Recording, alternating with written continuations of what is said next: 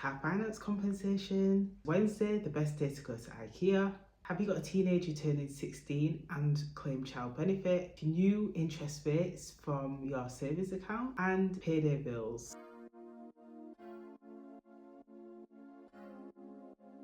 Hi and welcome to Money for Mums, where we share tips, deals and knowledge to help you with your future paycheck. Let's jump straight into it. Did you buy a car between April 2007 and November 2024 on car finance? If so, there may be a possibility that you missold car finance. And this year, there's a chance to claim compensation up until towards the end of next year. The average payment is expected to be roughly £860, I believe it is. And the reason behind the compensation is because a lot of customers were not told the full accurate information when they purchased. A lot of customers have already complained, and they do recommend that you go to the business where you bought the car and complain if you haven't already. People that have already complained, they're likely to get their payment early. Are you due a trip to IKEA anytime soon? If so, maybe Wednesday is the best day, especially if you're a family member.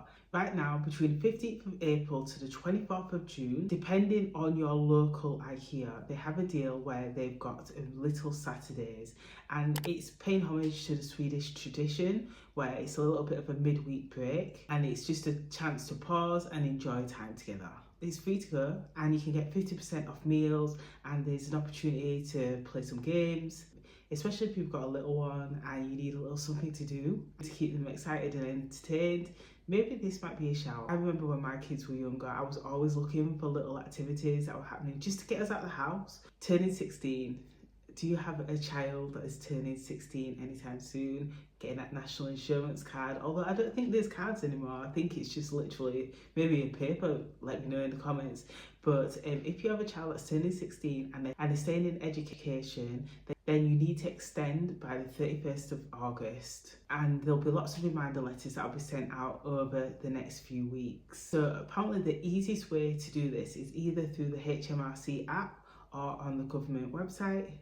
And what's interesting is nearly 1.5 million letters were sent, but less than 900,000 parents extended the application. So there's still that gap of roughly around 600 parents that didn't extend or respond back. So it may be that their child decided to go straight into full-time work, or they just didn't want to, but there might be a chance that some people just missed out. The good thing is that it only takes a few minutes, and there's a list of courses on the Gov website where you can check to see if your child is definitely entitled. But I definitely think it's worth it, because like in this current cost of living, £27 a week is one child is a lot of money over the course of a year. Next, the NS&I have a new savings account with high interest rates up to 4.5%. Depending on your savings needs, this may or may not be suitable. If you're planning to lock away your money and you don't need access to it, this could be really beneficial. These new savings accounts, you have to keep your money in there for a minimum of 1 year, and it can be up to like 5 years.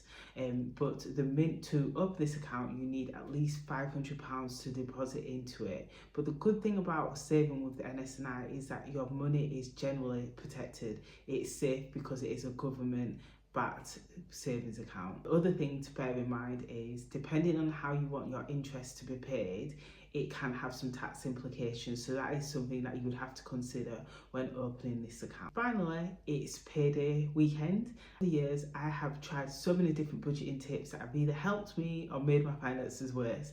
But one tip that I live by and absolutely love is moving all my bills to payday. So when it reaches payday, I often tend to pay roughly about 89% of my bills on payday, and then I don't have to worry about it for the rest of the month.